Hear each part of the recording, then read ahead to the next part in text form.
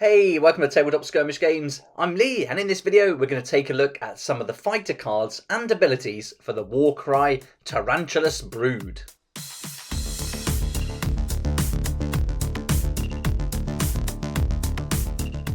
So far we've seen all the contents of the box during the reveal, and we've had a close look at the miniatures and they look fantastic. Here's the Tarantulos Brood, all 10 of them, as well as those spider swarms. And yesterday I did a video that had a really good look at all the sprues and the different components that are going to come in the set. But in this video, we'll be taking a look at some of the fighter cards and abilities that were released today on the Warhammer community site, so we can get a little insight into exactly what the Tarantulos Brood can do in WARCRY. The Tarantulos Brood worship Chaos as a bloated, 8-limbed spider, and we've seen this in some of the other Chaos warbands like the Corvus Cabal, who worship the Great Gatherer. And this aspect of Chaos that they worship can be seen in their like tactics, abilities, their appearance, and so it really does shape how they perform in WARCRY. So it looks like we've got a great theme for the Tarantulos Brood. So let's get started having a look at the cards we've seen, and the first one is for the ferocious Broodmaster, and you can see here that the Broodmaster has got a point value of 180 points. He's got the Tarantulos Brood faction rune mark in the top left, and he's also got the leader rune mark, the sentience rune mark, and the agile rune mark. So he's going to come with a fair few abilities. He's got a movement of 6, toughness of 4, and can take 18 wounds. And then the weapon attack, and he's got 4 arms, so he's got 4 blades here, which is awesome. The range for the attack is a range of 1, and he can make 6 attacks, which is huge. And he's got a strength 4, and he's going to deal 2 on a standard hit and 4 on a critical hit. So this is pretty impressive. I'm loving this 6 attack characteristic, and strength 4 isn't too bad either. And then to be able to deal damage of 2 or 4 is really great. So I think for 180 points, this isn't too bad. The movement's nice as well at 6 and a decent amount of wounds. But let's have a look at the abilities that come with our Broodmaster. And the first ability comes with the Agile rune mark, and this is a double called Skittering Ascent. Until the end of this fighter's activation, do not count the vertical distance moved when this fighter is climbing. So this is great. For a double, this is really good, and with all the terrain being so high in this new box set, this is going to be really good for this warband. They can skitter around, climb up there no problem, and being a double, we're going to get lots of doubles in our hero phase for each turn. So this is really good. I'm liking this, a great start. The next ability is called Scuttling Symbiosis, and this is a double that comes with the Sentience rune mark. And here we pick one friendly spider swarm within 6 inches of this fighter, or within 9 inches of this fighter if the value of the ability is 4 or greater. And that spider swarm can then make a bonus move action or a bonus attack action.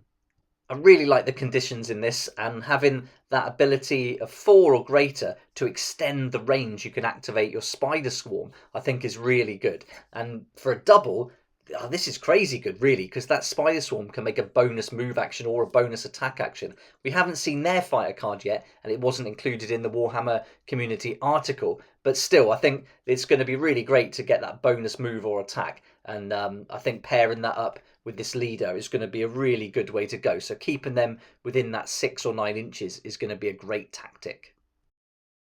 And here are those spider swarms. They look really great. It does tell us in the article, although we don't get the card, it says they're relatively weak, but they do move fast and come with 8 attacks. So that's a lot of attacks coming here, and they can be summoned back by a Broodmaster after being taken out. So that's really interesting. So that's pretty cool. There's going to be 3 separate models for the, I keep saying spider swarms, but I don't know if they have to go like together or stay close to each other, or they can split up and go about the board in different directions, which would be insane if you can field 3 of them. So I can't wait to see the fighter card for these and the points value. But having 8 attacks is going to be crazy, but I imagine the damage is probably going to be 1 on a normal hit, 2 on a crit. They've also got an ability though, which comes from them having the Beast rune mark. So this is really good, and this is a quad, and I really like the conditions they've included for this quad. So this is called Gifts of the Eightfold Watcher, and this fighter makes a bonus attack action. After that attack action, you roll a number of dice equal to the value of this ability. If you roll any 6s, the fighter targeted by that attack action cannot make move actions or disengage actions until the end of the battle round.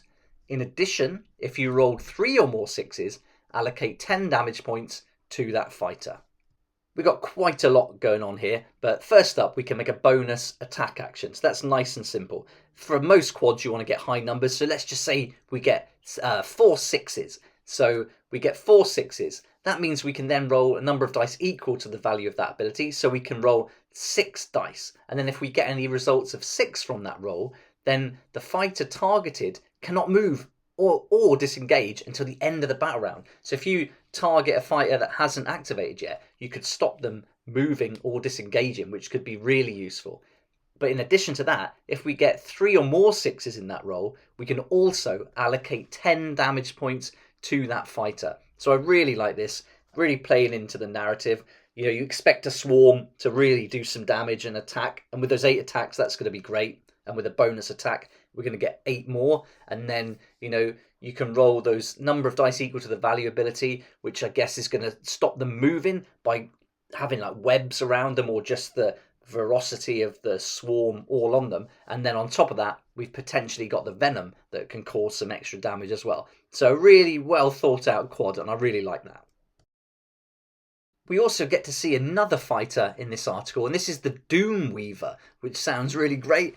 And so this one here, it tells us in the article that the lesser broodkin make up for a relative lack of strength with their ability to deliver a savage flurry of blows, and when they land a critical strike, their keening weapons will cleave through flesh and bone with equal ease. So here we've got one of those fighter cards, and you can see we've got a value of 80. We've got 2 rune marks. We've got the Sentience rune mark and the Scout rune mark, and of course the Faction rune mark as well. And then we've got 2 weapon options. We've got this Psi weapon, which is a range of 2. We can make 2 attacks, strength 3, and we're going to deal 1 on a normal hit, 4 on a critical hit. But then if you get close enough, we've also got this claw hand, which is going to scratch away, potentially with some venom in there, and that's going to be a range of 1, 2 attacks, strength 4, and that's going to deal 1 on a regular hit and 5 on a critical hit. Now this has got a movement of 5, can take 8 wounds, and has got a toughness 3. So for 80 points, right away, it's nice to have 2 abilities. That's really good. And then 2 weapon options. But one of those weapon options, being able to deal 5 on a critical hit, is really great for 80 points. And it's strength 4 as well. But of course, it's limited by just those 2 attacks. So while you're not making a huge number of attacks, the damage is pretty decent. So this is really good. But toughness isn't so good. 8 wounds is about normal. But 5 for movement, that's okay too. So it's shaping up to be pretty good so far, but let's have a look at one of the abilities that comes with this. And we've already seen the Sentience rune mark ability already. That was for that double scuttling symbiosis. So even these fighters can use the spider swarms as well, so we don't have to tie it in with our leader. So that's really interesting. But here's the ability that's specific to this fighter, and it's a triple called Envenomed Projectile. And here we can pick a visible enemy fighter within 6 inches of this fighter, and we roll 2 dice. For each 4 to 5, allocate a number of damage points to that fighter equal to half the value of this ability, rounding up. And for each 6, allocate a number of damage points to that fighter equal to the value of this ability. So we've seen this quite a lot in a number of warbands. Even the K-Knight Shadowstalkers had something very similar. So this is handy. They've got this nice ability that they can use from a distance. But being a triple, that's quite high cost to use that, I think. So yeah, so I would say I probably wouldn't use this an awful lot with them. I'll be looking to use the doubles more than that, especially with the spider swarms. The spider swarms seem like they're going to be a huge part in this game, in this warband. So yeah, not sure about the triple Envenomed Projectile. Seems a bit expensive. So that's all the info we got today for the Tarantulos Brood, and it's looking really good. That Broodmaster's fighter card is awesome, and I'm really liking the spider swarms, not spider swarms. And so I'm looking forward to giving them a go and seeing how they play. But having 8 attacks sounds great. I think they're going to be really fun to play. The Red Harvest box set is going to be available to pre-order from Saturday, and we've got the price, which is £130 now, so I think that's not bad. The deployment cards are in there, terrain cards, and The dice are different as well. The dice are square. Thanks to Dex for pointing that out. They look completely different. So the images we saw in the full reveal are different to the dice images we can see in this picture. And so it looks like we're getting the more square dice like we got for the actual dice packs that came with Warcry. So that's an improvement too. So if you want to check out the video I've done for the full reveal, that's on the video already. And I also did a video yesterday where you can see all the contents going through the sprues in lots of detail. But I'll keep you updated as soon as we get more information, and we should be hearing about the Dark Oath Savages later this week. So really looking forward to that. But let me know what you think about the Tarantulos brood and what we've seen so far. What abilities do you like, and what's your favourite model out of the ones we've seen? But for now, thanks so much for watching. Please like if you like it, subscribe for more videos like this, and don't forget to hit the notification bell to join me next time on Tabletop Skirmish Games. If you like this kind of content and would like to support the channel, then please check out my Patreon page, and thanks to everyone who's joined so far. It's really awesome. We hang out on Discord, talk about the hobby, share ideas and help each other out, and you'll get some perks there that you're not going to find anywhere else. So I'll put a link in the description, and it'd be great to see you there.